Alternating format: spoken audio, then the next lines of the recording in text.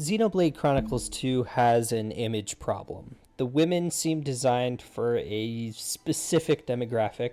The game's tutorials don't properly teach the player about the systems, and a lot of the artistic and directional decisions feel less interested in the plot and thematic material as they are in studying the characters at the heart of the narrative. Rex feels almost antithetical to Shulk in a lot of ways. Shulk is a child of destiny, Rex is just your standard anime everyman, the list goes on. Ultimately, it's easy to see why the entry has received such mixed reception over time. For some, it's their favorite game ever made, for others it couldn't be a worse sequel. I find myself similarly mixed on Xenoblade 2. The game feels less thematically rich than the original, the setting isn't nearly as creative and fun to dig into as the first, so on and so forth. However, beneath a lot of the surface elements is a truly deep and interesting game. Jin and Malos as villains are genuinely fantastic. Pyra and Mithra's character arcs are well thought out despite being centered around Rex. The game's systems all weave together into a fun if convoluted machine. So many other tiny examples.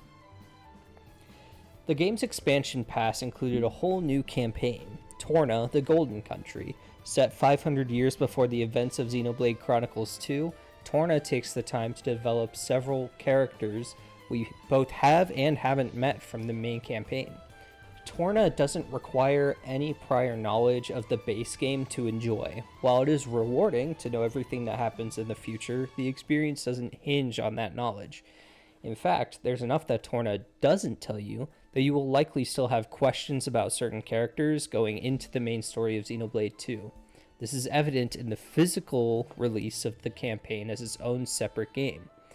This allows Torna to tell a focused story that doesn't feel shackled to a need to show everything or everyone that was in the main campaign, like how an epilogue campaign might have felt, allowing characters like Adam and Mithra to slot in quite well as main characters without feeling like unnecessary pandering to people who want to see those characters.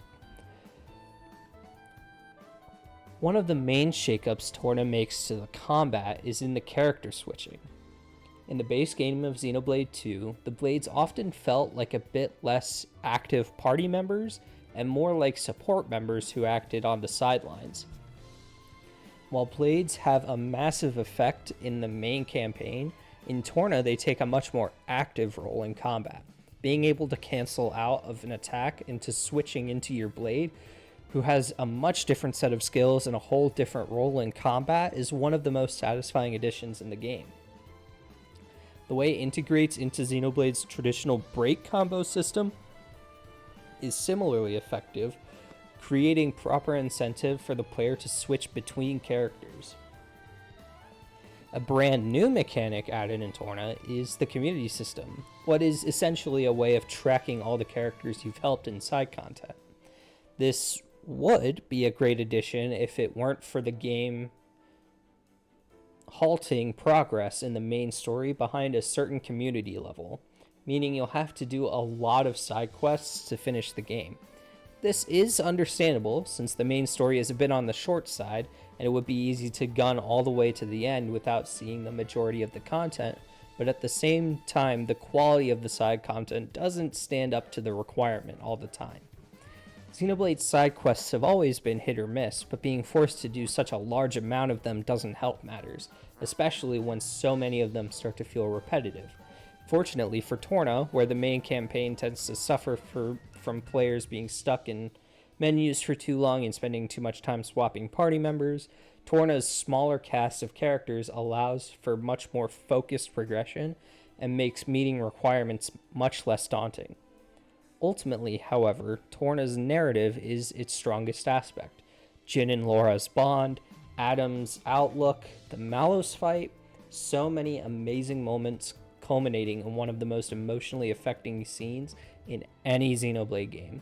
So many small details in this story add context in incredibly interesting ways, while also acting independently to the main story enough that the ending is satisfying on its own. One of the reasons I think so many people turn to Torna as a high point is in part because it's one of the last updates Xenoblade 2 had, effectively ending the release cycle on a high note. The game's financial success is well documented, but the critical reception of the game has waned over time. Especially after the release of Xenoblade 1 Definitive and Xenoblade 3, Xenoblade 2 has fallen in favor with fans because of its many flaws. However, Torna sidesteps enough of those issues to be seen in a much more positive light, allowing Xenoblade 2 to avoid being seen as a waste of time, and more as a misstep for those who didn't enjoy it, and improving on an already great addition for those who did. Torna the Golden Country isn't a flawless release by any means, but the improvements to the combat and the incredibly focused and smart story elevate it to an expansion that stands proudly next to the game it's attached to. Highly recommended to anybody who doesn't mind playing a lot of side quests. Thanks so much for watching. Remember to like and subscribe if you enjoyed, and have a great rest of your day.